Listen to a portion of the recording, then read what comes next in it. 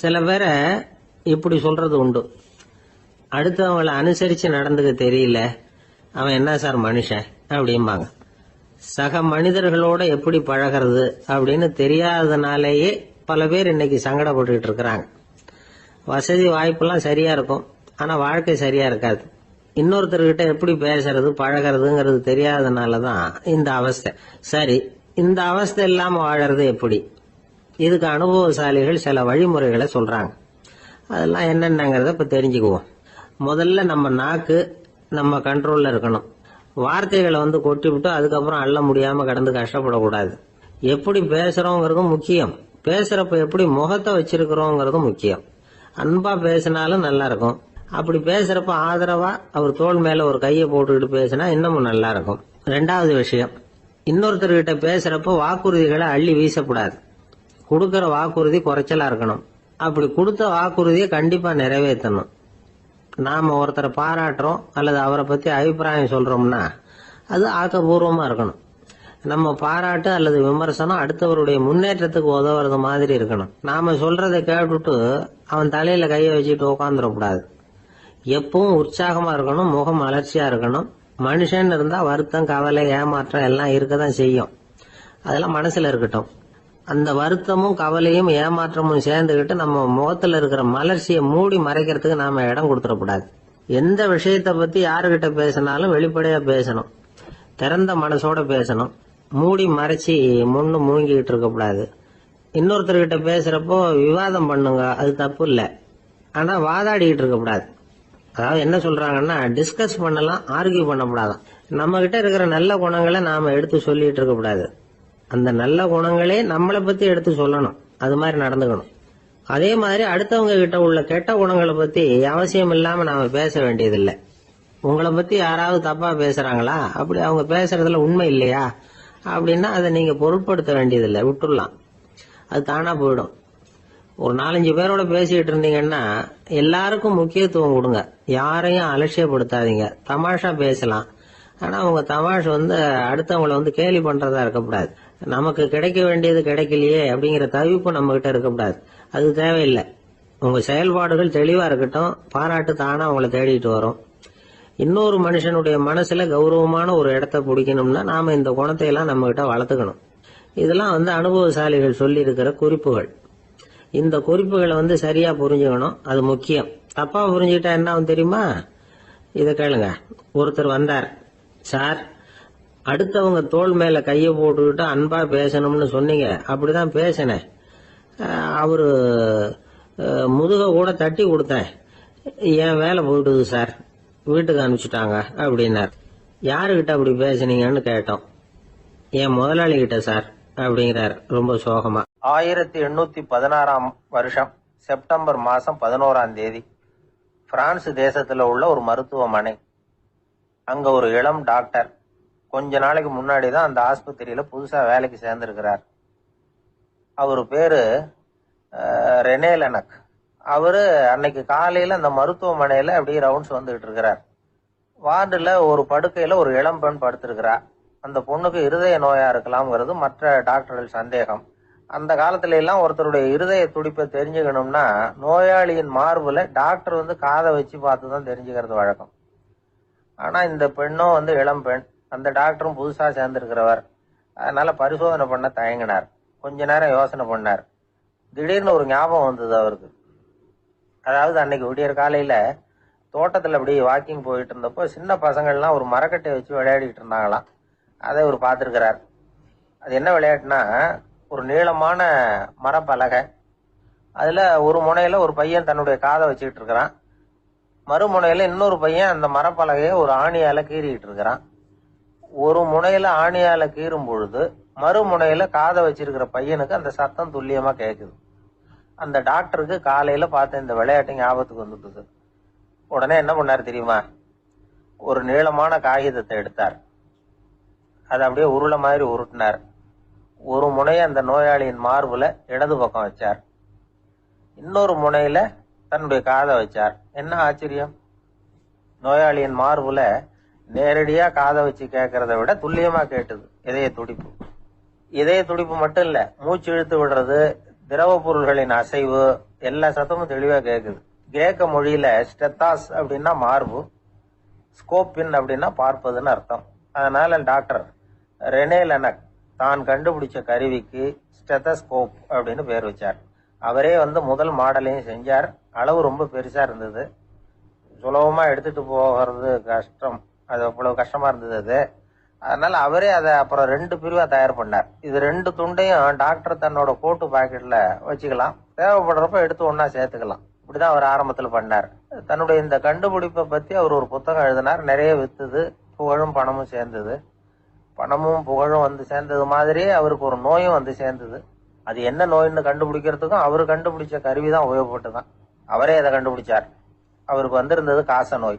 1826ஆம் வருஷம் ஆகஸ்ட் மாசம் 13ஆம் தேதி உலகத்தின் முதல் ஸ்டெதஸ்கோப்பை கண்டுபிடிச்ச டாக்டர் ரெனே லெனக் காலமானார். அவர் சாகறதுக்கு முன்னாடி மரத்தால செஞ்சு வச்சிருந்த ஸ்டெதஸ்கோப்பை தனக்கு வேண்டியப்பட்ட ஒரு டாக்டர் கிட்ட கொடுத்து, என்னுடைய சொத்துக்கள்லயே ரொம்ப வசந்தது அப்படின்னு சொன்னாராம். அதுக்கப்புறம் 3 வெள்ளைக்காரங்க சேர்ந்து இந்த கருவியில சில மாற்றங்களை பண்ணாங்க. ஆனா 1829 லண்டன்ல டாக்டர் நிக்கோலஸ்ங்கிறவர் ஒரு காதால இதய துடிப்பை கேட்கறத விட டாக்டர் 2 காதாலையும் கேட்கறது தான் சரியா இருக்கும் அப்படின்னு ஒரு கருத்தை வெளியிட்டார். அதுக்கப்புறம் ரொம்ப காலம் கழிச்சு 1852 ஜார்ஜ் காமான் அப்படிங்கிறவர் ரப்பர் டியூப்களை உபயோகப்படுத்தி 2 காதாலையும் கேட்கற மாதிரி ஒரு புதிய வடிவத்தை அதுக்கு கொடுத்தார். அதுக்கு பிறகு அது படிப்படியா எவ்வளவோ மாற்றங்கள் இருந்தாலும் ஆரம்பத்துல டாக்டர் ரெனே லெனக் உருவாக்கின அடிப்படை மாடலை யாரும் மாற்றி அமைக்கலைங்கிறது தான் முக்கியமான விஷயம். நமக்கு தெரிஞ்ச ஒரு ஆஸ்பத்திரி, அதுல ஒரு நோயாளி, காலை நேரத்துல நர்ஸு அந்த பக்கமா போயிட்டு இருந்தாங்க. அதை பார்த்துட்டு ஒரு நர்ஸுன்னு கத்துறாரு. நர்ஸ் அவசரமா ஓடி என்ன விஷயம்னு கேட்டாங்க. சிஸ்டர், இங்க பாருங்க, உங்க டாக்டரை என் நெஞ்சில ஒரு காதை வச்சு கேட்டுக்கிட்டு இருக்கிறார் அப்படின்னார் நோயாளி. சிஸ்டர் பதட்டப்படாம, அதனால என்ன, இந்த டாக்டர் பழமையான விஷயங்கள்ல ரொம்ப நம்பிக்கை உள்ளவர், அதனால ஸ்டெதாஸ்கோப்பை உபயோகப்படுத்தாம காதை வச்சு கேட்கிறார், அது ஒன்றும் தப்பு இல்லை அப்படின்னாங்களாம். ஐயோ, அதுக்காக இல்லை சிஸ்டர், இவர் என் நெஞ்சு மேல தலையை வச்சது நேற்று ராத்திரி 9 மணி, இப்ப விடிஞ்சு போச்சு, இன்னமும் தலையை எடுக்கவே இல்லை, அதுக்காக தான் சந்தேகப்பட்டு உங்களை கூப்பிடுறேன் அப்படின்னாராம். ஒரு ஊர்ல ஒரு இளைஞன் இருந்தான். ஒரு நாள் அவன் ஒரு குருவை தேடிட்டு புறப்பட்டான். ஊரை விட்டு வெளியில போனான். போகிற வழியில ஒரு காடு.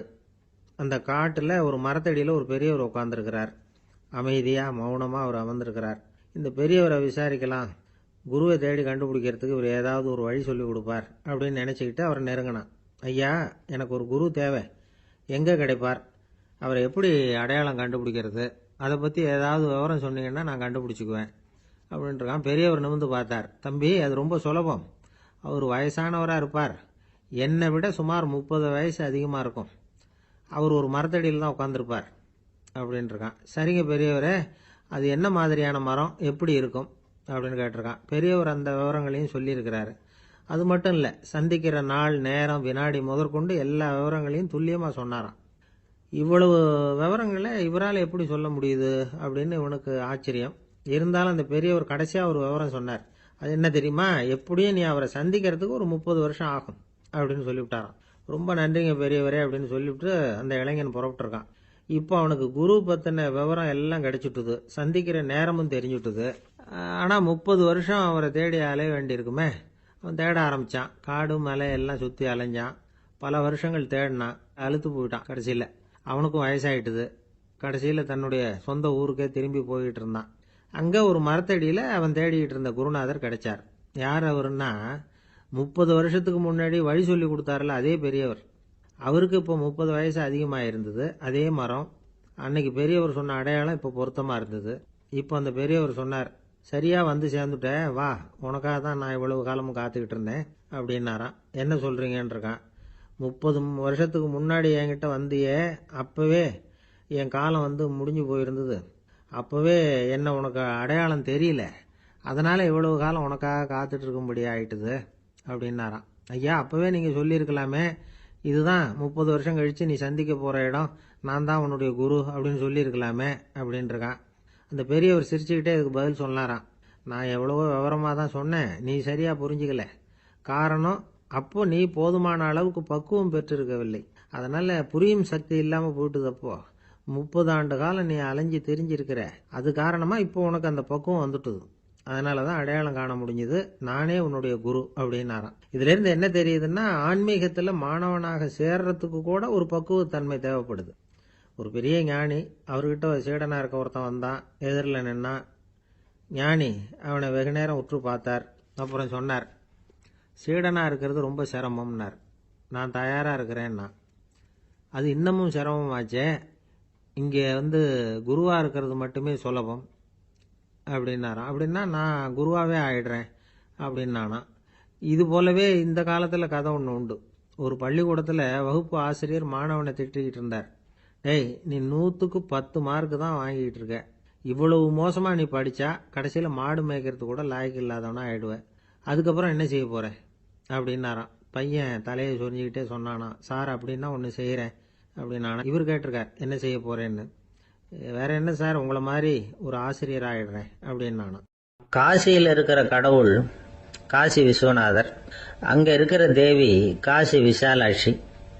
இவங்க 2 பேரும் ஒரு நாள் பேசிக்கிட்டு இருந்தப்போ கடவுள் சொன்னார், இந்த மனிதர்களை நாம ரொம்பவும் நம்பிக்கையோட தான் படைச்சிருக்கிறோம். இருந்தாலும் அவங்களுக்கு தான் நம்பிக்கை இல்லை, எதுலேயும் ஒரு உண்மையான நம்பிக்கை இல்லாமல் வாழ்ந்துகிட்டு இருக்கிறாங்க அப்படின்னார்.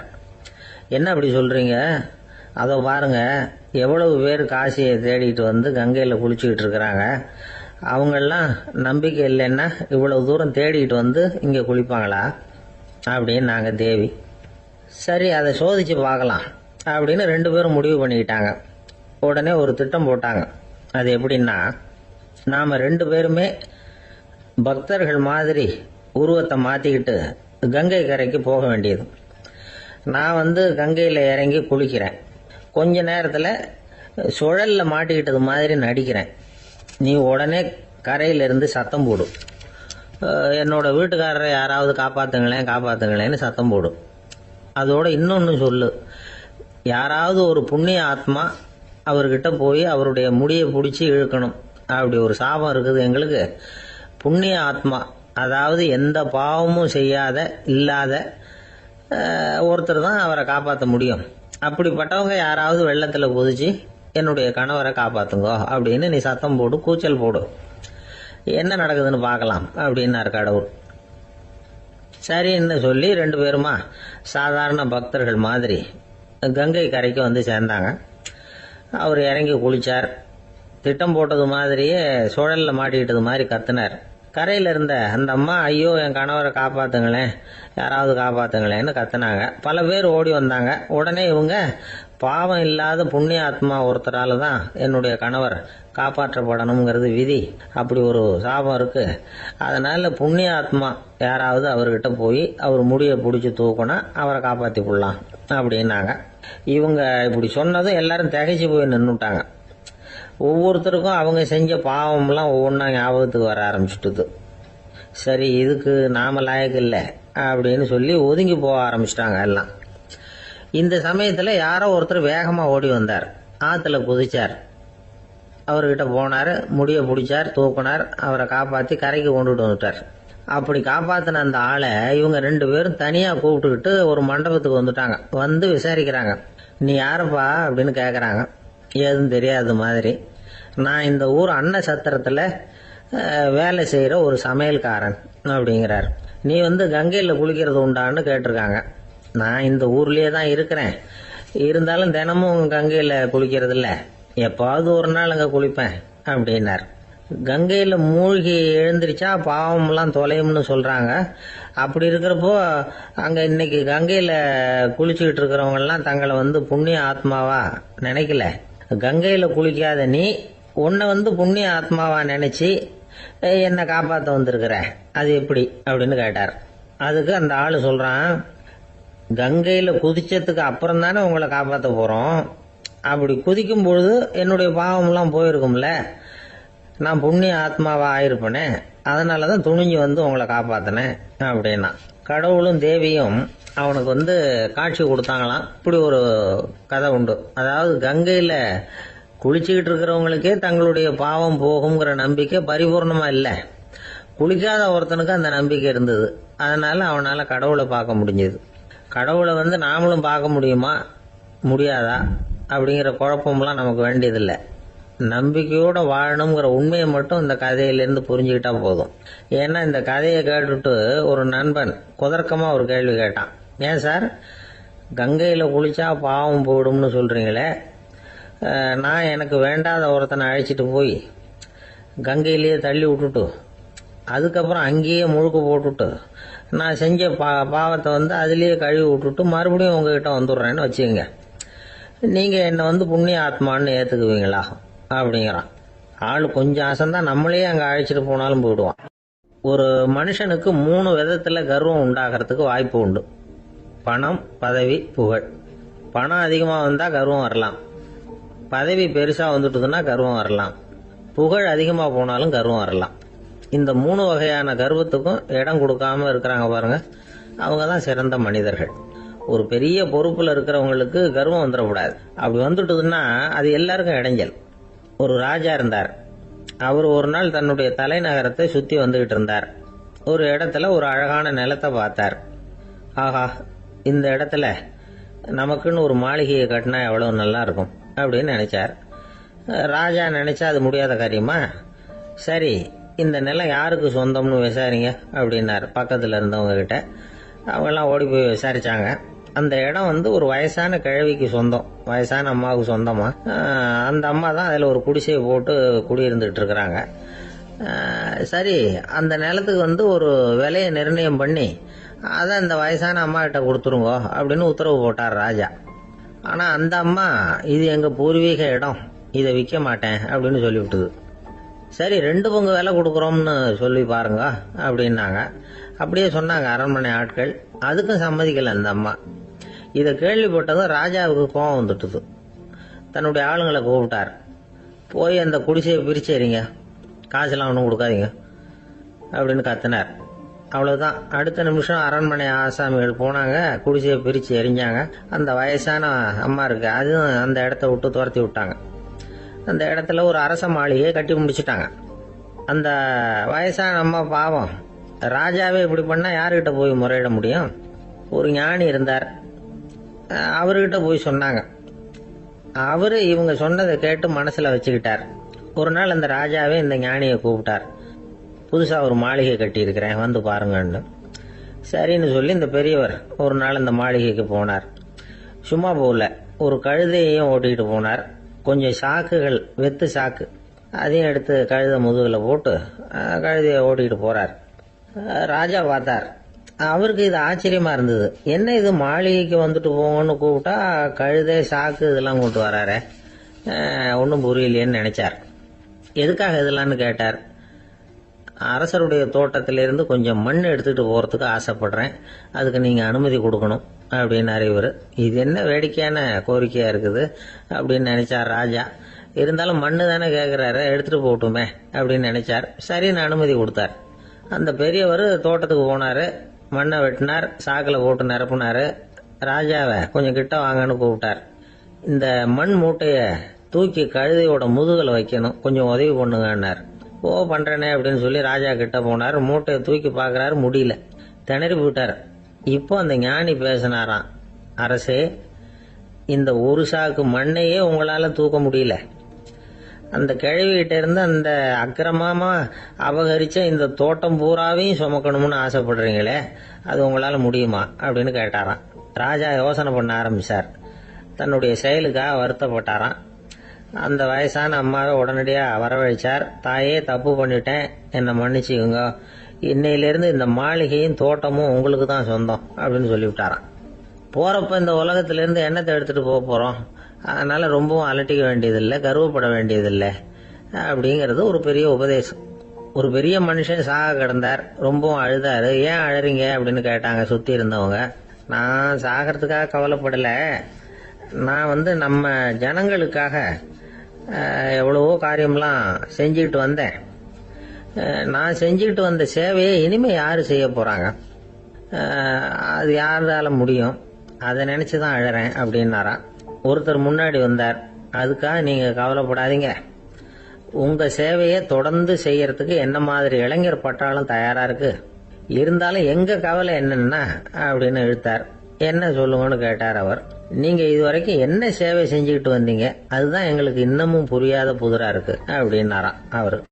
ஒரு நண்பர் சினிமா படம் தயாரிக்கிறவர், அவர்கிட்ட ஒரு நாள் பேசிக்கிட்டு இருந்தேன். அது எப்படி சார், நீங்க எடுக்கிற எந்த படமும் கையை கடிக்காத அளவுக்கு எடுத்துடுறீங்களே, அது எப்படின்னு கேட்டேன். அது ஒன்றும் பெரிய விஷயம் இல்லை சார். பெண்களுக்குன்னு சில உருக்கமான காட்சிகள், இளைஞர்களுக்குன்னு சில நடனங்கள், அடிதடி காட்சிகள், அப்புறம் வயசானவங்களுக்குன்னு சில ஆன்மீக காட்சிகள், சின்ன பிள்ளைங்களுக்கு சிரிப்பு, இப்படி எல்லாமும் சேர்த்து நான் படம் எடுக்கிறேன். மசாலா படம்னு பேரு.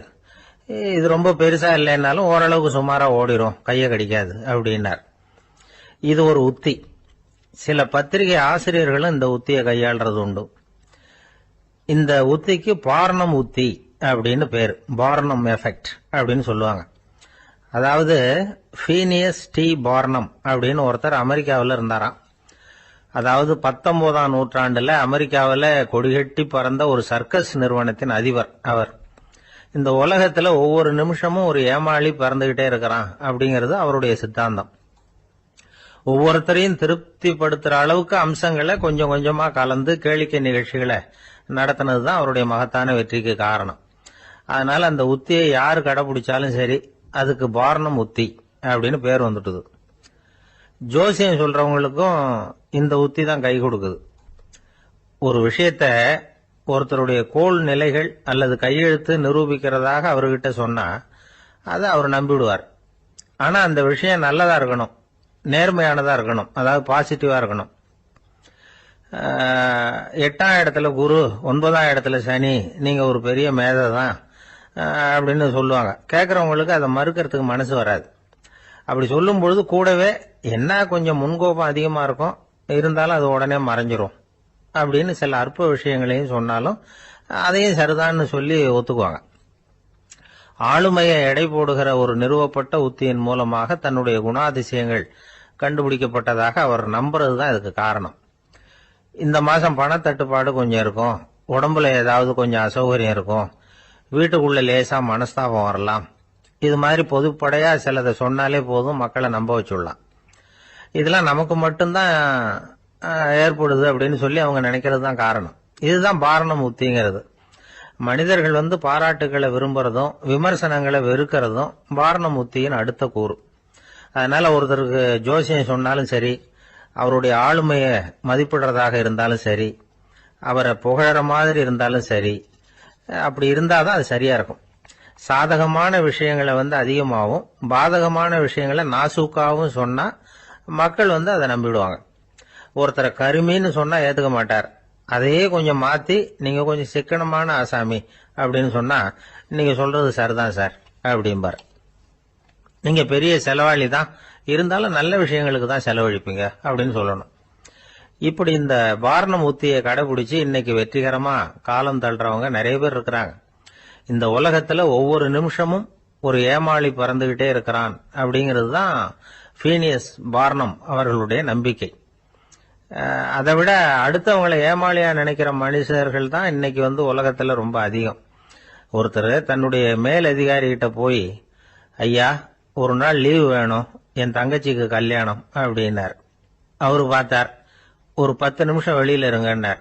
10 நிமிஷம் கழிச்சு கூப்பிட்டார். இத பாருங்க, நீங்க சொல்றது பொய்.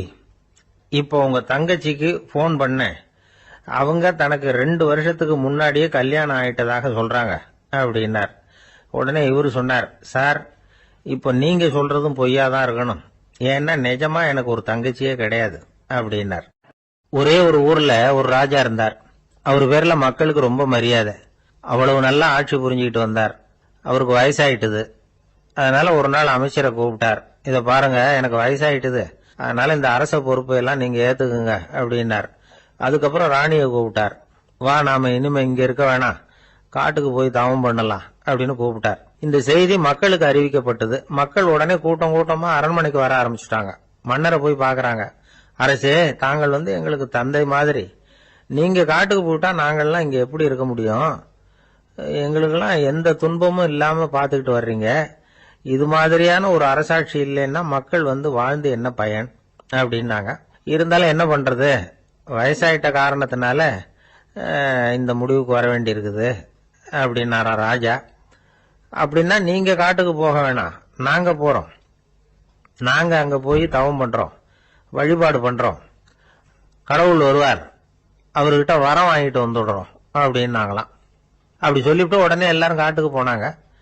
நாட்டு மக்கள் எல்லாரும் ஒட்டு மொத்தமா வந்து காட்டுல உட்காந்துக்கிட்டு தவம் பண்றத பார்த்தார் கடவுள். உடனே புறப்பட்டு வந்தார்.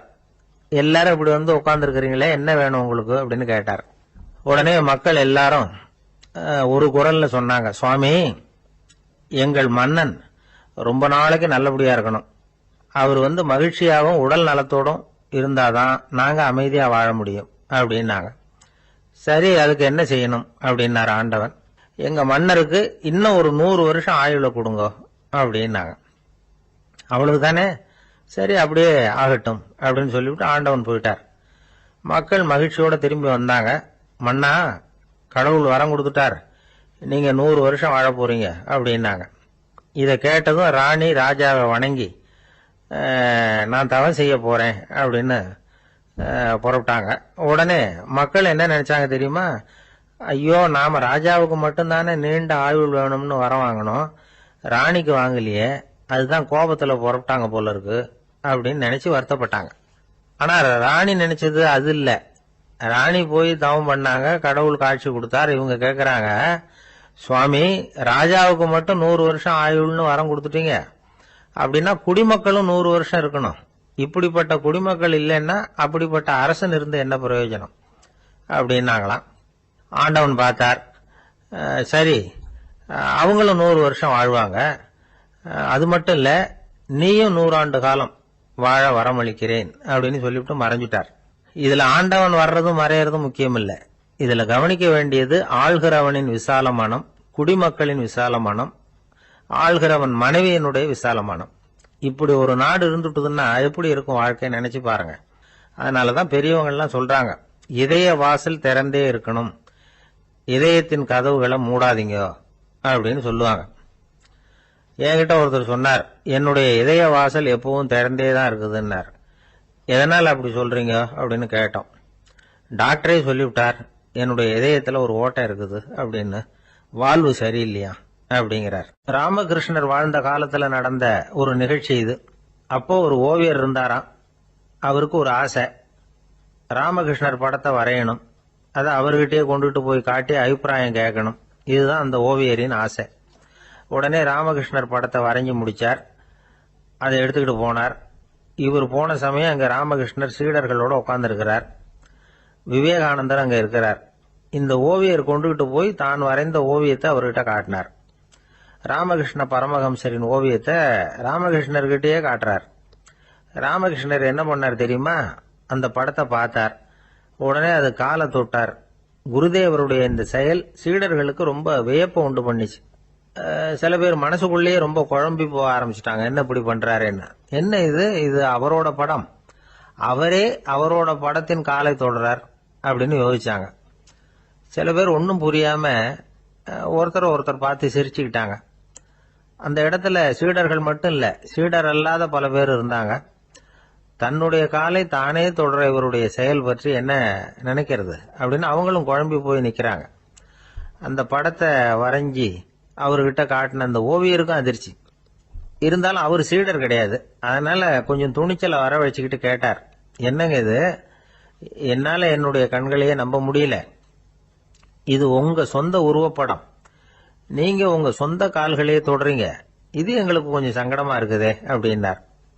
ராமகிருஷ்ணரின் கண்கள்ல ஆனந்த கண்ணீர் வழிஞ்சுதான். அவர் சொன்னாராம், இது என்னோட படம்ங்கிறது எனக்கு தெரியும், ஆனா இது என்னோட படம்ங்கிறதுனால நான் இதோட காலை தொடல, நீ என்னுடைய சமாதி நிலைய இந்த படத்துல படம் பிடிச்சு காட்டியிருக்கிற, அதனால அதோட காலை தொடறேன். சமாதி நிலையில யார் இருந்தாலும், அது என்னுடைய படமா இருந்தாலும் சரி அல்லது வேற யாருடைய படமா இருந்தாலும் சரி, படம் யாருதுங்கிறது முக்கியம் இல்ல. இதுல எது முக்கியம்னா அது தன்னை உணர்ந்த ஒரு உணர்நிலையின் படம். அப்படி இருக்கிறப்போ அதோட காலை நான் தொடணும். அதுக்கு நீங்க எல்லாரும் ஏன் சங்கடப்படுறீங்கன்னு எனக்கு தெரியல அப்படின்னாராம். இப்பதான் அங்க இருந்த சீடர்களுக்கும் மற்றவங்களுக்கும் விவரம் புரிஞ்சுதான். இதுக்கு முன்னாடி யாரும் செய்யாததை இவர் செஞ்சிருக்கிறார், ஆனா அவருடைய காரணம் ரொம்ப நியாயமானது அப்படிங்கறத உணர்ந்தாங்களாம். இதுவரைக்கும் ஆன்மீகத்துல சமாதி நிலை, அதாவது தன்னை உணர்ந்த நிலை பற்றி புரிஞ்சுக்கிட்டோம். இல்லறத்துல ஏற்படக்கூடிய சமாதி நிலை பற்றி உங்களுக்கு தெரியுமா? ஒரு அம்மா டாக்டர் கிட்ட வந்து சொன்னாங்களாம், டாக்டர், என் வீட்டுக்காரருக்கு உடம்புல ஏதோ கோளாறுன்னு நினைக்கிறேன். நான் எவ்வளவு நேரம் பேசினாலும் காதுல விழாத மாதிரி உட்கார்ந்துருக்கிறார் அப்படின்னு ஆகலாம். அதுக்கு அந்த டாக்டர் சொன்னாராம், அம்மா, அது உடம்பு கோளாறு இல்ல, அது ஒரு பெரிய திறமை அப்படின்னாராம். ஒரு கடற்கரை ஓரம், அங்க ஒரு சின்ன கிராமம், அந்த கிராமத்துல ஒரு சின்ன பள்ளிக்கூடம். கடற்கரை ஓரத்துல உள்ள ஒரு விடுதியில ஓய்வுக்காக ஒருத்தர் வந்து தங்கி இருக்கிறார். பள்ளிக்கூடத்துல ஏதோ விழா நடக்கிறது மாதிரி தெரிஞ்சுது. உடனே அவர் அந்த பக்கமா வந்தார். இங்க என்ன நடக்குதுன்னு விசாரிச்சார். பள்ளி ஆண்டு விழா நடக்குதுன்னாங்க. உடனே போனார். கண்காட்சி ஒன்று வச்சிருந்தாங்க. உள்ள போய் பார்த்தார். பள்ளிக்கூடத்தில் படிக்கிற மாணவர்களே சொந்தமா தயார் பண்ண பொருள்களை காட்சிக்கு வச்சிருக்கிறாங்க. அந்த ஊர் மக்கள்லாம் அதை கூட்டம் கூட்டமா போய் பார்த்துக்கிட்டு இருக்கிறாங்க. இவரும் ஆர்வமா அதையெல்லாம் பார்த்துக்கிட்டே போறார். ஒரு இடத்துல ஒரு சின்ன ரயில் செஞ்சு வச்சிருந்தாங்க, மாணவர்களே தயார் பண்ணது. மின்சாரத்தால் அது ஓடுறது மாதிரி பண்ணி வச்சிருந்தாங்க. அதுல ஒரு சின்ன பொத்தான் இருக்கும், அது அமுக்குனா ரயில் ஓடும், சுத்தி சுத்தி வரும். மாணவர்கள் எதிரில் நின்று அதுக்கு விளக்கம் கொடுத்துக்கிட்டு இருக்கிறாங்க. இவரு அதை கவனிச்சார். ரயில் ஓடுறத பார்த்தார்.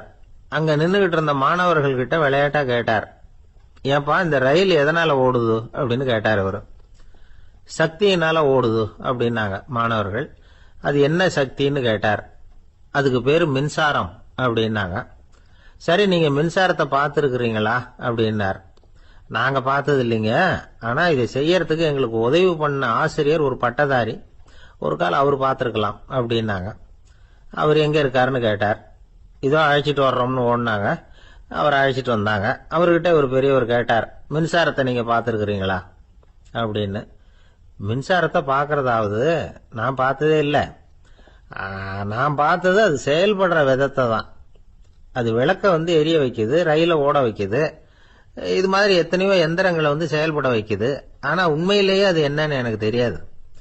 ஒருவேளை இந்த பள்ளிக்கூடத்து தலைமை ஆசிரியருக்கு தெரிஞ்சிருக்கலாம், ஏன்னா அவர் ஒரு மேல்நிலை பட்டதாரி அப்படின்னாராம் அவரு. சரின்னு போய் தலைமை ஆசிரியரை கூப்பிட்டுக்கிட்டு வந்தாங்க. அவர்கிட்டயும் இதே கேள்வி கேட்டாராம் அவரு. மன்னிக்கணும், இந்த கேள்வி இதுவரைக்கும் யாரும் என்கிட்ட கேட்டதில்லை. சக்தியை யாரும் பார்க்க முடியாது, ஆனா அது செயல்படும் விதத்தை தான் பார்க்க முடியும் அப்படின்னாராம் அவரு. இப்போ இதுவரைக்கும் கேட்டுக்கிட்டு இருந்த பெரியவர் சிரிச்சார்.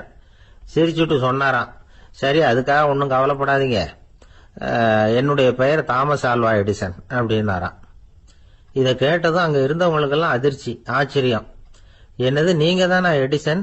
நீங்க எவ்வளவு மின்சார கருவிகளை உண்டாக்கி இருக்கிறீங்க, நீங்களா இந்த கேள்வியை கேட்டது அப்படின்னாங்களாம்.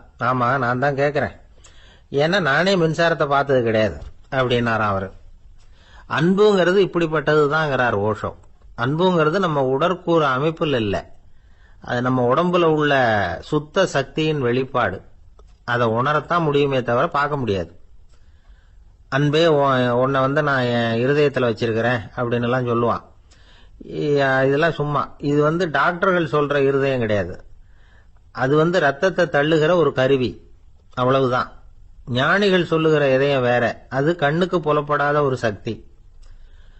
என்னுடைய இதயம் ரொம்ப விசாலமானது சார் அப்படின்னார் ஒருத்தர். அப்படிங்களான்னு ரொம்ப மரியாதையா, ஆமாங்க, டாக்டர் அப்படிதான் சொல்றார், கொஞ்சம் வீங்கி போய் பெருசா இருக்குதான் அப்படின்னார். ஒரு அரசன், அவனுக்கு வயசாயிட்டுது. அதனாலேயே இந்த கவலை, பயம் எல்லாமும் அதிகமாயிட்டுது. மரண பயம், ராத்திரியில சரியா தூங்க முடியல, இப்படி ஆயிட்டுது நிலைமை. அந்த அரசன் ஏற்கனவே எப்படின்னா, போர்க்களங்கள்ல எத்தனையோ பேரை ஓட ஓட விரட்டி இருக்கிறான். இருந்தாலும் இப்ப அந்த துணிச்சல்லாம் எங்கேயோ போயிட்டுது. பேசாம படுத்திருக்கிறான். அப்படியே படுத்தாலும் தான் தூக்கம் வர மாட்டேங்குது. என்ன பண்ணலாம்னு யோசிச்சான் இந்த மன்னன். உடனே எல்லா அமைச்சர்களையும் கூப்பிட்டான். எனக்கு வந்து நிம்மதி இல்லை, எதை நினைச்சாலும் பயமா இருக்கு, எனக்கு ஒரு ஆலோசனை சொல்லுங்க அப்படின்னா. என்ன ஆலோசனை வேணும் அப்படின்னு சொல்லி கேட்டாங்க. எனக்கு ஒரு நெருக்கடியான சந்தர்ப்பம் ஏற்பட்டு போச்சுன்னு வச்சுக்கோங்க. அந்த நேரத்துல நீங்க யாருமே என் பக்கத்துல இல்ல ஆலோசனை சொல்றதுக்கு அப்படின்னா, அந்த சமயத்துல எனக்கு உபயோகப்படுற மாதிரி ஒரு வாசகம், பொன்மொழி ஏதாவது சொல்லுங்க, அதை நான் என்னுடைய வைர மோதிரத்துக்கு அடியில பதிச்சு வச்சுக்கிறேன் அப்படின்னார். தேவைப்படுறப்போ உதவும் அப்படிங்கறதுனால. அவர் போட்டிருந்த மோதிரமும் அதுக்கு தகுந்த மாதிரியே திறந்து மூடுறது மாதிரி அமைஞ்சிருந்தது. ஏதாவது வாசகம் எழுதுனா உள்ள வச்சுக்கலாம், அதுக்கான வசதி அதுல இருந்தது. அமைச்சர்கள்லாம் யோசனை பண்ணாங்க, இது மாதிரி ராஜா கேட்கிறாரு, என்ன வாசகம், அதாவது பொன்மொழி சொல்லலாம் அப்படின்னு எல்லாரும் யோசனை பண்ணாங்க. ஒருத்தருக்குமே சரியா தோணல, ஒரே குழப்பமா இருந்தது. ஏன்னா நெருக்கடியான சமயத்துல உபயோகப்படுறது மாதிரி ஒரு பொன்மொழி வேணும்னு சொல்லியிருக்கிறார். அப்படி இப்படி யோசிச்சு பார்த்தா ஒண்ணுமே தோணல. எல்லாரும் குழம்பிக்கிட்டு இருந்த நேரத்துல ஒரு பெரியவர் அந்த பக்கமா வந்தார். அவர் சொன்னார், நான் வேணும்னா அதுக்கு பொருத்தமா ஒரு வாக்கியம் சொல்றேன், ஆனா ஒரு நிபந்தனை, அதை யாரும் ரொம்ப ஆர்வம் காரணமா அவசரப்பட்டு படிச்சிடக்கூடாது. அதை ரகசியமா அந்த மோதிரத்துக்குள்ள எழுதி வச்சுக்கணும். எப்பவாவது இக்கட்ல மாட்டிக்கிற சமயத்துல மட்டும் வேற வழியே இல்லை அப்படிங்கிற நிலைமையில மட்டும்தான் அதை திறந்து பார்க்கணும். அப்படி நீங்க இருக்கிறதா இருந்தா நான் அதை சொல்றேன் அப்படின்னாரு அந்த பெரியவர். சரின்னு ஒத்துக்கிட்டாங்க எல்லாரும். அதே மாதிரி அவர் ஒரு வாக்கியத்தை சொன்னார். அவர் சொன்ன வாக்கியத்தை ரகசியமா மோதிரத்துக்குள்ள பதிச்சு மூடியாச்சு. ராஜா அதை விரல்ல மாட்டிக்கிட்டார். கொஞ்ச நாள் ஆச்சு. அந்த ராஜாவுக்கு ஒரு சோதனை வந்தது. என்ன சோதனைன்னா, அடுத்த நாட்டு மன்னன் படையெடுத்துக்கிட்டு வந்துட்டான். அவன் இவர்கிட்ட ஏற்கனவே தோத்து போனவன், ஒரு வெறியில வந்திருக்கிறான். தோற்று போனவன் மறுபடியும் சண்டைக்கு வந்தா எப்படி வருவானோ அப்படி வர்றான். ஒரு வெறியில வந்தா ஜெயிச்சுட்டான். என்னாச்சு, இவரோட நிலைமைன்னா நாட்டை இழந்துட்டார், எல்லாத்தையும் இழந்துட்டார். கடைசியா ஒரு அடிபட்ட குதிரையில ஏறி தப்பிச்சு போயிட்டார், வேற வழி இல்லைன்னு. பின்னாடி துரத்திக்கிட்டு வராங்க. இவர் ஒரு மலை உச்சிக்கு போயிட்டார், அதுக்கும் அப்பால போக முடியாது, ஏன்னா அந்த பக்கம் பயங்கர பள்ளம். உல்லாச பயணிகள் கண்டு கழிக்கிற இடம் அது. ஆனா இவருக்கு அது சாவு பயணத்தின் வாசல், திரும்பவும் முடியாது, அவ்வளவு குறுகிய பாதை அது, வேற வழியே இல்லை. இந்த நேரம் சூரிய ஒளி மோதிரத்துல பட்டு மின்னிச்சு. உடனே இவருக்கு ஞாபகம் வந்தது. மோதிரத்தை திறந்து படிக்கிறார். அதுல இருந்த வாசகம், இந்த நிலையும் மாறிவிடும், திஸ் டூ வில் பாஸ் அவே.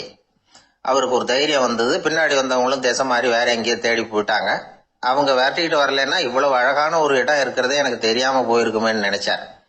இவ்வளவு அழகை ரசிக்கிறதுக்காக ஒரு நாட்டையே கூட இழக்கலாம்னு தோணுச்சு அவருக்கு. அமைதியா அந்த அழகை ரசிச்சார். எதிரிகள்லாம் எங்கேயோ போயிட்டாங்க. மன்னர் நாடு திரும்பினார். மறுபடியும் படைகளை திரட்டினார். கொஞ்ச நாள்ல படை எடுத்துக்கிட்டு போனார். யாருகிட்ட தோத்து போனாரோ அவரையே வெற்றி கண்டு திரும்பி வர்றார்.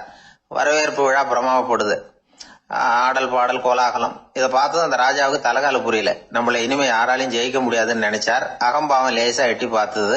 இப்ப மறுபடியும் சூரிய ஒளிப்பட்டு மோதிரம் மின்னிச்சு. அதை திறந்து மறுபடியும் படிக்கிறார். இந்த நிலைமையும் மாறிவிடும், this too will pass away. அவ்வளவுதான். அவர் மனசு அடங்க ஆரம்பிச்சுட்டது, ஆணவம் போயிட்டுது. இதுல இருந்து நாம தெரிஞ்சுக்க வேண்டியது என்னன்னா, எந்த சூழ்நிலையிலையும் நாம கவலைப்பட வேண்டியதில்லை. ஏன்னா இங்க எதுவுமே நிரந்தரம் இல்லை. அந்த ராஜா மாதிரியே நம்ம ஆளு ஒருத்தன் ஒரு மோதிரம் போட்டிருந்தான், அதுக்குள்ள அவன் எழுதி வச்சிருந்த வாசகம் எதுக்கும் கவலைப்படாதே அப்படிங்கிறது தான். ஒரு நாள் பயங்கரமான கவலையோட உட்காந்துருந்தான். பக்கத்துல இருந்தவங்க சொன்னாங்க, இது மாதிரி சந்தர்ப்பத்துலதான் நீ உன் மோதிரத்தை திறந்து பார்க்கணும்னாங்க. இவனுக்கு கவலையோட எரிச்சலும் சேர்ந்துகிட்டது. அது எப்படி முடியும், இப்ப திருட்டு போனது என்னோட அந்த மோதிரம் தானே அப்படின்னு சொல்லிவிட்டு தலையில கை வச்சுட்டு உட்காந்துட்டான். இப்படிலாம் சொல்றது உண்டு. இருந்தாலும் நாம எந்த சூழ்நிலையிலையும் கவலைப்பட வேண்டியதில்லை அப்படிங்கிற உண்மையை புரிஞ்சுக்கணும். அப்படி கவலைய வெல்றதுக்கான வழி தெரிஞ்சுட்டதுன்னா வாழ்க்கையில வெற்றி நிச்சயம். இந்த உலகத்துல எத்தனை வகையான மனிதர்கள் இருக்கிறாங்க, ஒவ்வொரு மனிதனுமே ஒவ்வொரு வகை அப்படிங்கிறாங்க விஞ்ஞானிகள். மனிதர்களை 3 வகையா பிரிக்கலாம் அப்படின்னு சொல்றாங்க மெய்ஞானிகள். இவங்களை பத்திலாம் ஏற்கனவே நாம பேசியிருக்கிறோம். இப்ப டாக்டர் எட்வர்டு பேட்ச் அப்படிங்கிற நிபுணர் என்ன சொல்றாரு தெரியுமா? மனிதர்களை 7 வகையா பிரிக்கலாம்ங்கிறார். மனிதர்களின் மனநிலை அடிப்படையில அவங்களை 7 விதமா வகைப்படுத்துறார் அவர். சரி, அது என்ன 7 வகை? முதல் வகை என்னன்னா, பயந்த குணம் உள்ளவங்க. சார் ரொம்ப பயந்த சுபாவம், வீட்டுல கூட வாயே திறக்க மாட்டார், சாப்பிட போறப்ப மட்டும்தான் கொஞ்சம் வாயை திறப்பார், அப்புறம் மூடிக்குவார் அப்படின்னு சில பேரை பத்தி நாம பேசிக்கிறது உண்டு. இவங்கெல்லாம் இந்த வகை, அதாவது பயந்த குணம் உள்ளவர்கள் அப்படிங்கிற முதல் வகை. சரி, ரெண்டாவது வகை என்னன்னா சஞ்சலப்படுகிறவர்கள். எதுக்கு எடுத்தாலும் கலக்கம், குழப்பம், இப்படியே காலம் தள்ளிட்டு இருப்பாங்க. பல பேர் பார்த்திருப்பீங்க. அவங்கெல்லாம் இந்த வகை. மூணாவது வகை என்னன்னா யதார்த்த உலகை மறந்து கற்பனை உலகத்திலேயே மிதக்கிறவங்க. இளைஞர்கள், கவிஞர்கள், இப்படி பல பேர் இருக்கிறாங்க. எப்ப பார்த்தாலும் கற்பனை உலகத்திலேயே மிதந்துகிட்டு இருப்பாங்க. கிட்டத்துல போய் என்னங்க ஒரு மாதிரியா இருக்கிறீங்க அப்படின்னு கேட்டு பாருங்க. அவங்களெல்லாம் ஏதோ ஒரு அற்ப புழுவை பாக்குறது மாதிரி அவங்கள பார்ப்பாங்க. அதுவும் அந்த வானத்து நிலாவை பாருங்கள், அது என்னை வா வான்னு கூப்பிடுது, எனக்கு சீக்கிரத்துல ஒரு நாள் சிறகுகள் முளைக்கும், சிறகடித்து வானத்துல பறந்து போவேன், அந்த செல்ல நிலாவை கொஞ்சிவிட்டு வருவேன், இப்படிலாம் பேசிட்டு இருப்பாங்க. கொஞ்சிறது அப்புறம் இருக்கட்டும், இப்ப கஞ்சிக்கு வழியே பாருப்பா அப்படின்னா அதை காதுல வாங்க மாட்டாங்க. நாம ஏதோ இந்த உலகத்தை அனுபவிக்க தெரியாதவர்கள் மாதிரி நம்மளை அவங்க கவனிப்பாங்க. இப்படி ஒரு ரகம். நாலாவது வகை மனிதர்கள் எப்படின்னா, இவங்க தனிமை உணர்வு மிக்கவர்கள். இவங்க மற்றவங்களோட இயல்பா நெருங்கி பழகிறதில்ல. தான் உண்டு தன்னுடைய வேலை உண்டுன்னு இருந்துட்டு போறவங்க. அடுத்த வீட்டுல இருக்கிறவர் யார் அப்படின்னு கேட்டா கூட அடுத்த வீடுன்னு ஒண்ணு இருக்கா அப்படிங்கறது மாதிரி நம்ம முகத்தை பார்ப்பாங்க. அவங்க கிட்ட மேற்கொண்டு நாம என்னத்தை பேச முடியும்? இப்படி ஒரு வகை. ஐந்தாவது வகை மனிதர்கள் எப்படின்னா, இவங்க மற்றவங்க செல்வாக்குக்கு உட்பட மறுப்பவர்கள். அடுத்தவங்களோட செல்வாக்குக்கு இவங்க ஆட்படுறதில்ல. நான் யார் தெரியுமான்னு கேட்டா அதை தெரிஞ்சுட்டு எனக்கு என்ன ஆக போகுதும்பாங்க. இவங்கெல்லாம் அந்த ரகம். ஆறாவது வகை மனிதர்கள் எப்பவும் எதுலையும் பற்றில்லாம இருக்கிறவங்க. இது ஒரு துறவு மனப்பான்மை. இயல்பாவே சில பேர் இப்படி உண்டு. அவங்களுக்கு எதுலயும் ஒரு ஈடுபாடு இருக்காது. அப்படிப்பட்டவங்க எல்லாம் ஆறாவது வகை.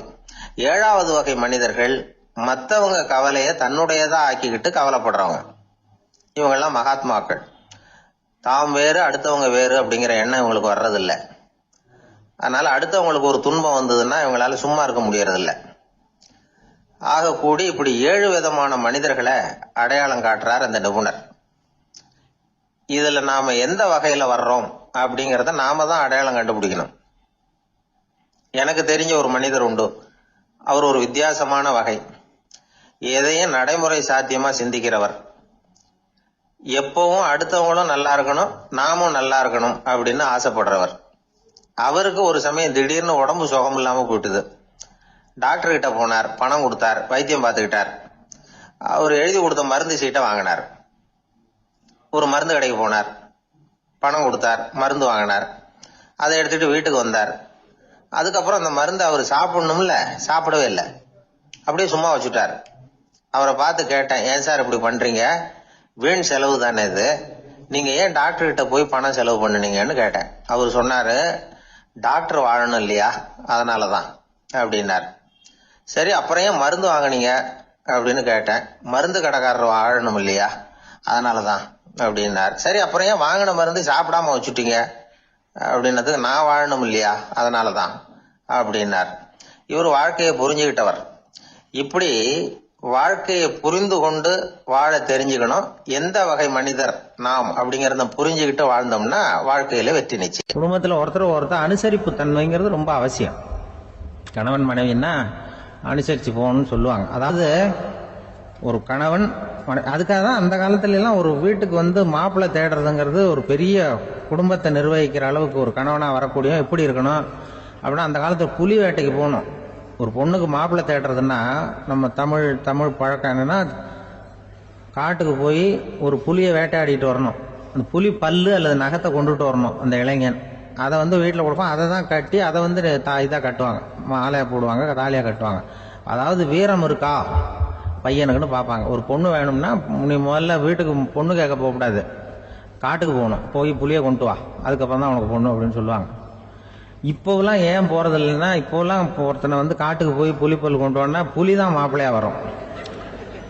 அதனாலதான் இப்போ போறதில்லை யாரும் காட்டுக்கு. அப்போ பெண்களும் ரொம்ப வீரமா இருந்தாங்க. பெண்கள் மூலம் அந்த காலத்துல எப்படின்னா, முறத்தாலேயே புலியை துரத்துவாங்களாம். நம்ம பழைய பாட்டுல எல்லாம் பார்த்திருப்பீங்க. முறத்தால புலியை விரட்டினாங்கன்னு வரும் பழைய பாட்டு. அந்த அளவுக்கு பெண்களுக்கு வீரம். இப்போ கல்யாணம் ஆகி இந்த காலத்துல ஒரு கணவனை விரட்டிட்டு வந்தாங்களாம் முறத்தை எடுத்துக்கிட்டு. ஒரு மனைவி, அவன் பயந்துட்டு வெளில ஓடி வரான். பின்னாடி முறத்தை எடுத்துட்டு அந்த அம்மா ஓடி வருது. இவனை தனியா பிடிச்சி கொண்டு போய், என்னப்பா இந்த மனைவிட்டு இப்படி பயந்து ஓடி வரிய, முறத்தால துரத்துறா இப்படி வரிய அப்படின்னு. அவன் அப்படியே தடுமாறிட்டு, அதெல்லாம் ஒண்ணும் இல்லை, அவன் என்ன புலியா நினைக்கிறா, அப்படின்னு ஒரு பெருமையா சொல்லிட்டானா. அந்த காலத்துல புலியை தான் முறத்தால விரட்டினாங்க, இப்போ புருஷனை விரட்டுறாங்க அப்படின்னு சொல்லி. அப்படி அந்த காலத்துல கணவனுக்கு ஒரு குடும்பத்தை நிர்வகிக்கிற திறமை இருக்கா, உடல் வலிமை தான் முக்கியம். இப்ப கூட மதுரை பக்கத்துல ஐயாவுக்கு தெரியும், அந்த இளவட்டக்கல்லுன்னு ஒரு ஊருக்கு ஊர் எல்லையில கிடக்கும். ஊர் எல்லையில ஒரு பெரிய கல்லு கிடக்கும். அந்த ஊருக்கு பொண்ணு கேட்க போறவங்க அந்த கல்லை தலைக்கு மேல தூக்கி காட்டணும். அப்படியே தூக்கி தலைக்கு மேல வசதி கீழே போடணும். அந்த வலு இருந்தாதான் நீங்க அந்த ஊருக்குள்ளேயே போகலாம், பொண்ணு கேட்கறது போகலாம். இல்லைன்னா நீ திரும்பி போக வேண்டியதான். அந்த வலிமை இருக்கா மாப்பிள்ளைன்னு பாக்குறாங்க. இளவட்டக்கல்லுன்னு பேரு. அப்ப என்ன பண்ணாங்கன்னா, ஒரு 1000 வருஷத்துக்கு முன்னாடி அந்த கல்லை தலைக்கு மேல தூக்கி கீழே போடுவாங்களாம். ஒரு 500 வருஷத்துக்கு முன்னாடி அப்படி கொஞ்சம் தூரம் இடுப்பு அளவுக்கு தூக்கி கீழே போட்டுக்கிட்டு இருந்திருக்கிறாங்க.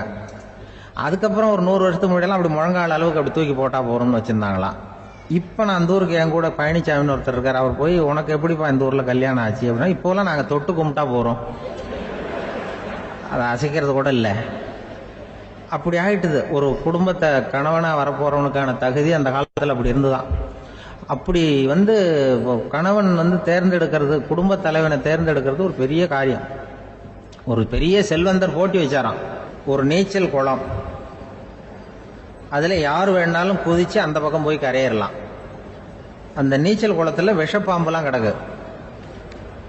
யாரு துணிஞ்சி அந்த விஷப்பாம்பு இருக்கிற குளத்துல குதிச்சு அந்த பக்கம் போய் கரையேறானோ அவனுக்கு ஒரு 100 ஏக்கர் நிலம் கொடுப்பேன்.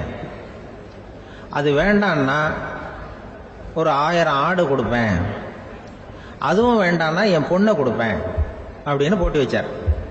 அதான் மாப்பிள்ளையை தேர்ந்தெடுக்கிறதுக்கு அவர் ஒரு வழி, நீச்சல் குளத்துல குதிச்சு கரையேறணும். இப்ப அந்த ஊர்ல இருக்கிற இளைஞர்கள்லாம் பாக்குறாங்க அந்த குளத்துல குதிக்கணும்னு.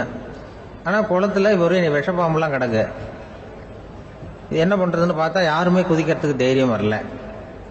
திடீர்னு ஒருத்தன் துணிஞ்சு குதிச்சான். படபடன்னு அடிச்சுட்டு போய் அந்த பக்கம் கரையேறிட்டான்.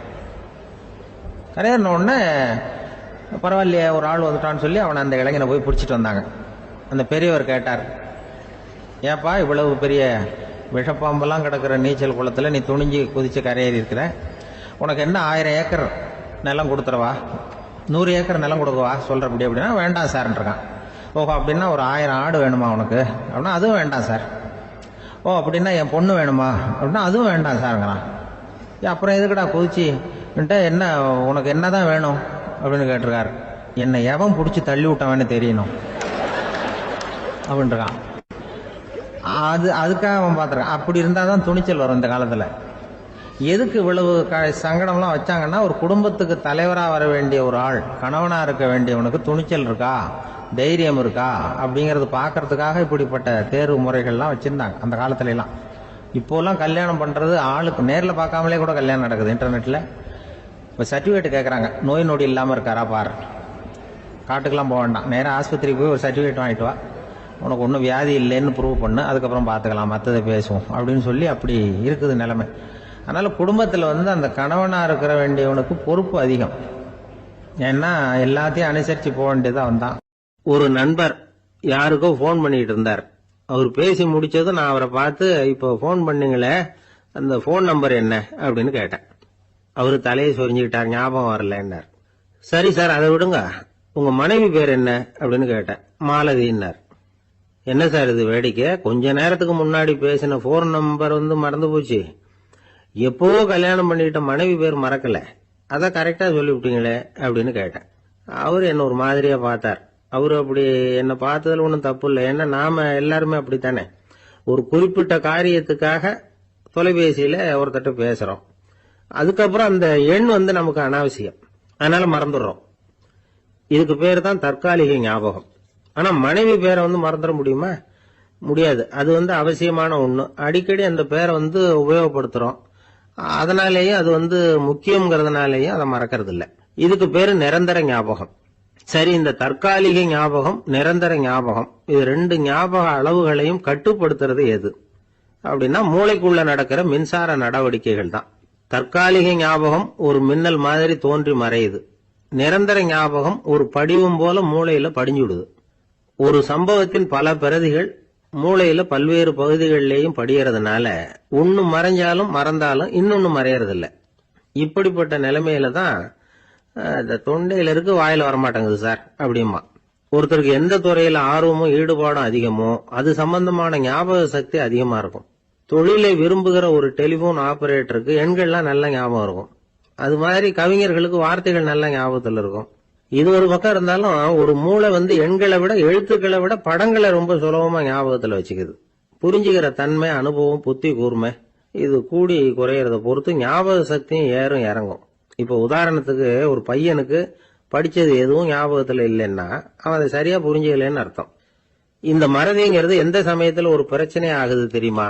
உங்களுக்கு வேண்டியப்பட்ட ஒருத்தரை ஞாயிற்றுக்கிழமை சாயந்தரம் சரியா 5 மணிக்கு கடற்கரைக்கு வர சொல்லிவிட்டு அந்த நேரத்தை மறந்துட்டா அது பரவாயில்ல, வர சொன்னதையே மறந்துட்டாதான் நிலைமை மோசம்னு அர்த்தம். இப்படி இருந்தா இது சிகிச்சை எடுத்துக்க வேண்டிய நிலைமைங்கிறத புரிஞ்சுக்கணும். ஆமா, இதுக்கும் மருந்து இருக்கு.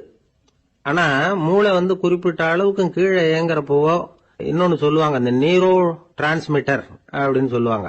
அப்படிங்கிற மூளை ரசாயனம் ரொம்பவும் குறைஞ்சு போறப்போ மட்டும்தான் உபயோகப்படும். டாக்டர் என்ன சொல்றாங்க தெரியுமா?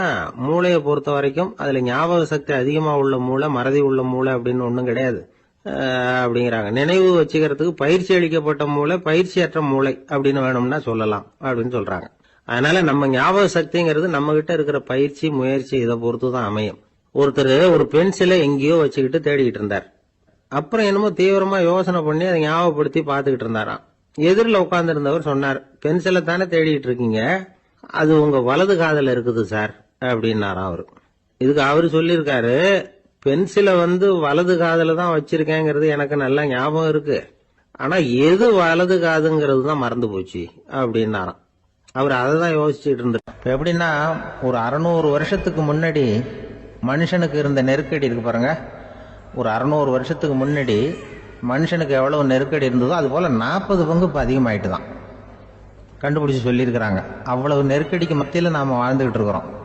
ஒரு 600 வருஷத்துக்கு முன்னாடி என் தலையில 1 கிலோ வச்சுக்கிட்டு நின்னேன்னு வைங்க, இப்ப 40 கிலோ வச்சுக்கிட்டு நிக்கிறேன். அப்படி ஒவ்வொரு மனுஷனுக்கும் வாழ்க்கையில நெருக்கடி அதிகமா போச்சு. இந்த நெருக்கடியில முன்னாடிலாம் யாரோ ஒருத்தர் தான் தியானம் பண்ணுவாங்க. தியானம்னா ஒருத்தர் 2 பேர் காட்டுக்கு போய் தியானம் பண்ணிட்டு இருப்பாங்க 600 வருஷத்துக்கு முன்னாடி. இப்ப வீட்டுக்கு வீடு தியானம் நடக்குது. ஏன்னா அந்த அளவுக்கு வாழ்க்கையில ஒரு நிம்மதி வேணும் அப்படின்னு சொல்லி பண்ணிட்டாங்க. அதுக்குதான் இயற்கை கொடுத்துருக்கிற ஒரு இயற்கையான வைத்தியம் தான் சிரிப்புங்கிறது. இதை பத்தி பெரியவங்க எல்லாம் இப்ப ஆராய்ச்சி பண்ணிட்டு இருக்கிறாங்க. சிரிப்புங்கிறது நாம பிறந்து ஒரு 6 மாசத்துல தான் முதல் தடவையா விவரமா சிரிக்க ஆரம்பிக்கிறோமா. நாம பிறந்து 6 மாசத்துக்கு, அதாவது முதல் தடவை சிரிக்க ஆரம்பிக்கிறது ஒரு 6வது வாரம், 1.5 மாசத்துல தான் குழந்தை விவரமா சிரிக்க ஆரம்பிக்குது. அப்புறம் அப்படியே சிரிக்க ஆரம்பிக்கிறோம். அதெல்லாம் இப்ப கணக்கு எடுத்திருக்கிறாங்க. ஒரு குழந்தை ஒரு நாளைக்கு 200 தடவை சிரிக்குதான் ஒரு குழந்தை. பெரியவங்க எல்லாம் 15 தடவை சிரிக்கிறாங்களாம். 200 தடவை சிரிச்சுக்கிட்டு இருந்த நாம அப்படியே குறைஞ்சு 15 ஆயிட்டு. அதனாலதான் இருதய நோயெல்லாம் வருது, ஹார்ட் அட்டாக் எல்லாம் வருதுன்னு கண்டுபிடிச்சிருக்கிறாங்க. 200 சிரிப்புக்கு அது இயல்புத்தன்மை, மனுஷனுடைய இயல்புத்தன்மை சிரிக்கிறது. அதுக்கு ஜோக்கே தேவைப்படாது. ஆனா இப்ப காலங்காலமா நாம என்ன போதிக்கப்பட்டு வந்திருக்கிறோம்னா, சிரிப்புங்கிறது ஒரு பாவமான செயல். ஒரு முதலாளிக்கு முன்னாடி தொழிலாளி சிரிச்சா மரியாதை குறைச்சல், ஒரு கணவனுக்கு முன்னாடி மனைவி சிரிச்சா மரியாதை குறைச்சல், அது மாதிரி ஒரு வாத்தியாருக்கு முன்னாடி பையன் சிரிச்சா மரியாதை குறைச்சல், ஒரு ஆபீசருக்கு முன்னாடி பியூனு சிரிச்சா மரியாதை குறைச்சல், இப்படின்னு சொல்லி சிரிப்புங்கிறது ஏதோ மரியாதை குறைவான செயல்னு காலங்காலமா நாம போதிக்கப்பட்டு வந்திருக்கிறோம். இப்ப மரபு ரீதியாவே அந்த சிரிப்பு நம்ம கிட்ட சிறைப்பட்டு இருக்குதான், அடங்கி போச்சு. அந்த சிறைப்பட்டு இருக்கிற சிரிப்பை வெளியில கொண்டு வர்றதுக்கு தான் ஜோக்குன்னு ஒரு சாவியை போட வேண்டியிருக்கு. வேற இந்த ஜோக்குக்கும் சிரிப்புக்கும் சம்பந்தம் இல்லை. அதை ஏற்கனவே இருக்கிறத வெளில கொண்டு வரதுக்கு ஒரு சாவி மாதிரி உபயோகப்படுதுன்னு இப்ப அதை பத்தி ஆராய்ச்சி பண்றவங்க எல்லாம் சொல்றாங்க. ஏன்னா சிரிப்புக்கு ஜோக்கு தேவைப்படாது. இப்போ ஒரு குழந்தை தொட்டில படுத்திருக்குன்னு வைங்களேன், குழந்தை தொட்டில இருக்கு, அது முகத்துக்கிட்ட போய் ஒரு கிளுகிழுப்பை ஆட்டுங்க சிரிக்கும். அந்த கிளுகிழுப்பை சத்தமே சிரிக்க வைக்கிறதுல அதுதான் மனுஷனுடைய இயல்புத்தன்மை. அது என்ன ஜோக்காது? சத்தம். ஒரு கிளுகிழுப்பையை கொண்டு போய் குழந்தை முகத்துக்கிட்ட ஆட்டினா சிரிக்குதே, அதுதான் இயல்புத்தன்மை. அதே கிளுகிழுப்பையை ஒரு தாத்தா மூஞ்சிட்டு ஆட்டுங்க, கோவம் வந்துடும், அடிக்க வருவார். என்னடா விளையாட்டு இது அப்படிமாரு. ஏன்னா அவர் சிரிச்சுக்கிட்டு இருந்தவர், அப்படி இருந்தவர் ஒரு காலத்துல. ஒரு கிளுகிழுப்பைக்கு சிரிச்சவர் ஒரு காலத்துல இப்ப கோவப்படுறாருன்னா அந்த அளவுக்கு நம்ம மாறி போயிட்டே வந்துட்டு இருக்கிறோம். அதனால அந்த இயல்புத்தன்மை மாறாம இருக்கணுங்கிறது ரொம்ப முக்கியம். அதுக்காக எல்லாரையும் குழந்தையாக்க முடியாது. மனுஷன் எல்லாரும் இனிமே வயசுங்கிறது கூட ஆகிட்டே தான் இருக்கும். அதுக்காக குறைச்சிக்கிட்டே போக முடியாது. அதுக்கு யாராவது மருந்து கண்டுபிடிச்சாதான் உண்டு. ஆனா ஒருத்தர் மருந்து கண்டுபிடிச்சாராம், சொல்லுவாங்க. ஒரு டாக்டர் வந்து ஒரு மாத்திரை கண்டுபிடிச்சாராம். ஒரு மாத்திரை சாப்பிட்டா ஒரு வயசு குறையும், ஒரு மாத்திரை சாப்பிட்டா ஒரு வயசு குறையும் அப்படின்னு ஒரு மாத்திரையை கண்டுபிடிச்சிருக்காரு. ஒரு பாட்டி அம்மா, 90 வயசு பாட்டி, அது போயிருக்கு. அதே டாக்டர்கிட்ட போய், ஐயா எனக்கு ஒரு பாட்டில் மாத்திரை கொடுங்க, இந்த வயசு குறையிற மாத்திரை அப்படின்றது. அவர் ஒரு பாட்டில் கொடுத்தாரு மாத்திரை. பாரும்மா பாட்டியம்மா, ஒரு மாத்திரை சாப்பிட்டா ஒரு வயசு குறையும், எடுத்துகிட்டு போகணும்னு கொடுத்துருக்காரு டாக்டர்.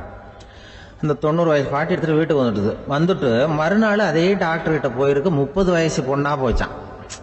30 வயசு பொண்ணா மாறி அதே டாக்டர்கிட்ட போயிருக்கு. இடுப்பில் ஒரு கை குழந்தை, அது சட்டை கிட்ட போடாமல் கெட்டவரில் வாயில் வச்சுட்டு உட்காந்துருக்கு. நேராக டாக்டர்கிட்ட போய், டாக்டர் நேற்று வந்தேன், ஏதோ ஒரு மாத்திரை சாப்பிட்டா ஒரு வயசு குறையுன்னீங்க, நான் ஏதோ ஒரு ஆர்வத்தில் ஒரு 30-40 மாத்திரை சாப்பிட்டேன், இப்படி ஆயிட்டேன் அப்படின்னு. இப்போ டாக்டர் சொல்லியிருக்காரு, இதுக்கு ஏமா வருத்தப்படுற, எல்லாரும் வந்து வயசு குறையணும்னு தான் நினைக்கிறாங்க, உனக்கு வயசு குறைஞ்சிட்டுது, நீ சந்தோஷப்படு, இதுக்கே மறுபடியும் என்னட்ட வந்திருக்கிற அப்படின்னாரான் டாக்டர். அப்போ அந்த அம்மா சொல்லிச்சான், என்னை பற்றி பரவாயில்ல டாக்டர், என் இடுப்பில் பாருங்கள் கை குழந்தை, இது சட்டை கிட்ட போடாமல் உட்காந்துருக்கு, கட்டவரில் வாயில் வச்சுட்டு உட்காந்துருக்கு, இது ரொம்ப ஆர்வத்தில் ஒரு 70 மாத்திரையை சாப்பிட்டு விட்டுது, இது என் வீட்டுக்காரரு. இவர் வந்து இடுப்பு விட்டு கீழே இறங்க மாட்டேங்கிறாரு. நான் எதையாவது கொடுத்து இனிமேதான் வயசை கூட்டி இறக்கி விடுவேன் டாக்டர் அப்படின்னு தான். அவர் வந்து ஏதோ நமக்கு இதுக்கும் சம்மந்தம் இல்லைங்கிறது மாதிரி கட்டாரில் வச்சுட்டு அவர் பாட்டு உட்காந்துருக்காரு. ஏதோ நமக்கு இந்த உலகமே இல்லை, நமக்கு சம்மந்தம் இல்லைங்கிற மாதிரி உட்காந்துருக்காரு. இப்படியே நான் தூக்கிட்டு எங்கே அலையிறது இதை அப்படின்னு தான். அதனால வந்து வயசை குறைக்கிறது இயற்கைக்கு விரோதமாக நாம் பண்ண முடியாது. ஆனால் இந்த இயல்பு தன்மை மாறாமல் வச்சுக்கலாம். குழந்தை மாதிரி மாற முடியாதே தவிர அந்த குழந்தை தன்மையோடு வாழறதுக்கு கற்றுக்கணும். அதுதான் வாழ்க்கையில் இன்பமாக வாழறதுக்கு வழி. குழந்தை தனமாக இருக்கக்கூடாது, குழந்தை தன்மையோடு இருக்கணும்னு சொல்லுவாங்க. குழந்தை தன்மைங்கிறது வேற, குழந்தை தனம்ங்கிறது வேற. அப்படி ஒரு மாத்திரை கண்டுபிடிச்சிட்டா இப்போ யாராவது ஒருத்தவங்க இடுப்பில் குழந்தைய தூக்கிட்டு போனால் போய் கேட்கணும், ஏம்மா இது ஏன் வீட்டுக்காரரா உன் குழந்தையா அப்படின்னு கேட்டு அதுக்கப்புறம் அவருக்கு வணக்கம் சொல்லணும். இப்படிலாம் ஆகிடும் நிலைமை. இயற்கையை வந்து நம்ம மாற்ற முடியாது, அதுக்கு தகுந்தாப்புல தான் நாம் வந்து பண்ணணும். குழந்தை தன்மையோடு வாழறதுக்கு குடும்பத்தில் குழந்தை தன்மைங்கிறது எப்படின்னா, இப்போ ஒரு சில பேருக்கு அந்த குழந்தை தன்மை உண்டு. ஒரு வீட்டில் ஒரு புள்ள படுத்திருக்கு, அம்மா வந்து எழுப்புறாங்க, காலேஜுக்கு நேரமாச்சு எழுந்திருப்பா, காலேஜுக்கு நேரமாச்சு எழுந்திருப்பா அப்படின்னு. அந்த அம்மா அந்த புள்ள சொல்லியிருக்கு, ஐயோ எனக்கு காலேஜுக்கு போகிறதுக்கு பிடிக்கலம்மா, என்னை வந்து தொந்தரவு பண்ணாத, காலேஜுக்கு போகிறதுக்கு எனக்கு பிடிக்கல அப்படின்னு தான். அப்போ அந்த அம்மா சொல்லியிருக்கு, ஏன் உனக்கு காலேஜுக்கு போகிறதுக்கு பிடிக்கல, கல்லூரிக்கு போகிறதுக்கு, அதுக்கு 2 காரணம் சொல்லு அப்படின்னு இருக்க. அப்போ அந்த புள்ள சொல்லிச்சான், ஏன் பிடிக்கலன்னா கல்லூரியில் இருக்கிற வாத்தியாருக்கும் என்ன பிடிக்க மாட்டேங்குது, ஆசிரியர்களுக்கும். 2வது காரணம், கல்லூரியில் படிக்கிற மாணவர்களுக்கும் என்ன பிடிக்கல, அதனால நான் காலேஜுக்கு போக மாட்டேன்ற குழந்தை புள்ள சொல்லியிருக்கு. அம்மா வந்து அப்படிலாம் நீ இதுக்காக போகாமல் இருக்கக்கூடாது, நீ போய் தான் ஆகணும் அப்படின்னு பிடிவாதமாக அந்த அம்மா பிள்ளைய எழுப்புனாங்களாம். சரி நான் எதுக்கு காலேஜ் போகணும்னு சொல்கிறேன், அதுக்கு நீ 2 காரணம் சொல்லு அப்படின்னு தான் அந்த புள்ள. அப்போ அந்த அம்மா சொன்னாங்களாம், நீ ஏன் காலேஜுக்கு போகணும்னா முதல் காரணம் உனக்கு வயசு 52, 2வது காரணம் நீ தான் பிரின்சிபால் அப்படின்னு தான். என்ன இருந்தாலும் அவங்க அம்மாவுக்கு அது புள்ள தானே. அதுதான் குழந்தை தன்மைங்கிறது. 52 வயசுலையும் குழந்தை தன்மையோடு இருக்கார் பாருங்க, அதுதான் அந்த குழந்தை தன்மையோடு வாழறது தான் வெற்றிக்கு வழின்னு சொல்லுவாங்க. ஆபீஸ்ல வேலை பார்க்குற ஒருத்தர் வந்தார். பேசாம ஒரு 10 நாள் லீவ் போட்டுடலாமா பாக்குறேன் அப்படின்னார். ஏன்னு கேட்டோம். என்னுடைய மேலதிகாரி ஒரு முசுடு சார், அவர்கிட்ட வேலை பார்க்கறது ரொம்ப கஷ்டமா இருக்குது அப்படின்னார். ஆபீஸ்ல வேலை பார்க்கறவங்க எல்லாம் ஒரு விஷயத்த நல்லா ஞாபகத்துல வச்சுக்கணும். மேலதிகாரிங்கிறவர் ஒரு பெரிய மகான் இல்ல, அவரும் ஒரு மானிட பிறவிதான். சராசரி மனுஷனுக்கு உள்ள பலம் பலவீனம் 2ம் அவருக்கும் உண்டு. அதனால அவரை கொஞ்சம் அனுசரிச்சு போறதுக்கு பழகிறது தான் நல்லது. மேலதிகாரிகள்ல பல வகை உண்டு. அதுல முக்கியமா 3 வகை. அதுல ஒரு வகை எப்படி தெரியுமா, உங்களை வந்து ஒரு வேலை செய்யற மெஷினா மட்டுமே நினைக்கக்கூடிய வகை. இவங்கெல்லாம் எப்படின்னா, எங்கேயாவது வெளியூர் போயிருந்தா கூட அங்கிருந்து போன் பண்ணுவாங்க, அந்த வேலை என்னாச்சு இந்த வேலை என்னாச்சு அப்படின்னு. இவங்களுக்கெல்லாம் உங்க நலனை பத்தியோ உங்க குடும்பத்தை பத்தியோ அக்கறை இருக்காது. நீங்க சொல்ற யோசனை எதுவும் இவங்க கிட்ட எடுபடாது. கொடுத்த வேலையை பாரு, நீ எனக்கு புத்தி சொல்ல வேணாம் அப்படிம்பாங்க. இவங்களை அனுசரிச்சு போறதுக்கு ஒரே வழி, இவங்க எதை சொன்னாலும் சரின்னு சொல்லிவிட்டு வேலையை கவனிக்க வேண்டியதுதான். இவங்க கிட்ட வேற எந்த கேள்வியும் கேட்டுக்கிட்டு இருக்கக்கூடாது. ஆமா சாமி போடுறது கௌரவ குறைச்சல் இல்ல, அது ஒரு அலுவலக சௌகரியம், அவ்வளவுதான். இன்னொரு வகையான மேலதிகாரிகள் எப்படி தெரியுமா, இவங்கெல்லாம் ஆபீஸ் வேலையை பத்தி அதிகமா கவலைப்பட்டுக்கிட்டு இருக்க மாட்டாங்க. தங்களுடைய சொந்த இமேஜ் பாதிக்கப்படக்கூடாதுங்கிறதுலயே கவனமா இருப்பாங்க. இவங்கெல்லாம் அடிக்கடி உங்க நலனை விசாரிப்பாங்க. அதே மாதிரி நீங்களும் அவரை விசாரிக்கணும்னு எதிர்பார்ப்பாங்க. இந்த ரக அதிகாரிகளுக்கெல்லாம் புது வருட வாழ்த்து அனுப்பலாம், பிறந்த நாள் வாழ்த்து அனுப்பலாம். அவருக்கு எங்கேயாவது ஒரு பாராட்டு விழா நடந்தா முதல் வரிசையில போய் உட்காந்து உங்க முகத்தை காட்டலாம். ஆபீஸ் வேலையை மட்டுமே பார்க்கிற பணியாளர்கள் இது மாதிரி அதிகாரிகள் கிட்ட நல்ல பேர் வாங்க முடியாது. இன்னொரு வகையான மேலதிகாரிகள் உண்டு. அவங்க எப்படின்னா ஆபீஸ் வேலையை பத்தியும் கவலைப்பட மாட்டாங்க, தனக்கு கீழே வேலை பார்க்கறவங்கள பத்தியும் கவலைப்பட மாட்டாங்க. எக்காரணம் கொண்டும் தன்னுடைய பொசிஷனுக்கு ஆபத்து வந்துடக்கூடாதுன்னே நினைக்கக்கூடியவங்க இவங்க. இவங்களால கடுமையான வேலை செய்யவும் முடியாது, தீர்மானிக்கவும் முடியாது. எந்த முடிவையும் எடுக்காம அப்படியே தள்ளி போட்டுக்கிட்டே போடுவாங்க எல்லாத்தையும். இதனால என்ன ஆகும்னா இவருக்கு கீழே வேலை பார்க்கிற உங்களுக்கு பொறுப்பு அதிகமாயிடும். இவங்க கிட்ட போய் பிரச்சனையை மட்டும் சொல்லி பிரயோஜனம் இல்லை, அதுக்கான முடிவுகளை நீங்களே சொல்லணும். அப்பதான் இது மாதிரி அதிகாரிகள் கிட்ட நல்ல பேர் வாங்கலாம். அட்லீஸ்ட் கெட்ட பேர் வாங்காமலாவது காலம் தள்ளலாம். ஆபீஸ்ல வேலை பார்க்கறவங்க முக்கியமா சில விஷயங்களை ஞாபகத்துல வச்சுக்கணும். ஆபீஸ்ல நடக்கிற நல்லது கெட்டது எதுவா இருந்தாலும் உடனடியா மேலதிகாரி கிட்ட தெரிவிக்கிறது நல்லது. மூன்றாவது மனிதர் மூலமா அதை அவர் தெரிஞ்சுக்கிறது அவ்வளவு நல்லது இல்லை. எந்த மேல் அதிகாரியுமே தான் இந்த சர்பாஸ் செய்யப்படுறத விரும்புறதில்லை. அதனால அவருக்கு தெரியாம மேலிடத்துக்கு மணி எழுதி போடக்கூடாது. அப்படி எழுதி போடுறவங்க சில பேர் இருக்கிறாங்க. நீங்களும் உங்க மேலதிகாரியும் தொழில் ரீதியா ஒரே படிப்பு படிச்சவரா இருக்கலாம். அப்படி இருந்ததுன்னா அட்ஜஸ்ட் பண்ணி போறது கொஞ்சம் கஷ்டம்தான். இதை மனசுல வச்சுக்கிட்டு நடந்துக்கணும். உங்களுக்கும் அவருக்கும் அபிப்பிராய பேதமா, அது அவருக்கும் உங்களுக்கும் உள்ள தனிப்பட்ட பிரச்சனை.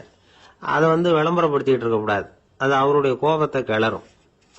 உங்க மேலதிகாரி உங்க கூட படிச்சவரா இருக்கலாம்.